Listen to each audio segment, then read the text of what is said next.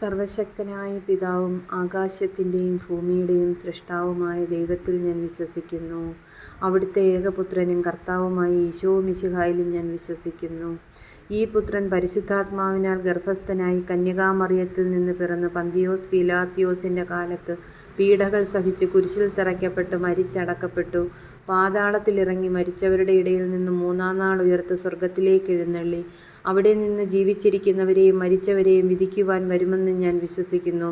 പരിശുദ്ധാത്മാവിലും ഞാൻ വിശ്വസിക്കുന്നു. വിശുദ്ധ കത്തോലിക്കാ സഭയിലും പുണ്യവാന്മാരുടെ ഐക്യത്തിലും പാപങ്ങളുടെ മോചനത്തിലും നിത്യമായ ചൈതന്യത്തിലും ഞാൻ വിശ്വസിക്കുന്നു. സ്വർഗസ്ഥനായ ഞങ്ങളുടെ പിതാവേ, അങ്ങയുടെ നാമം പൂജിതമാകണമേ. അങ്ങയുടെ രാജ്യം വരേണമേ. അങ്ങയുടെ തിരുമനസ്സ് സ്വർഗത്തിലെ പോലെ ഭൂമിയിലുമാകണമേ. അന്നന്ന് വേണ്ടുന്ന ആഹാരം ഇന്ന് ഞങ്ങൾക്ക് തരണമേ.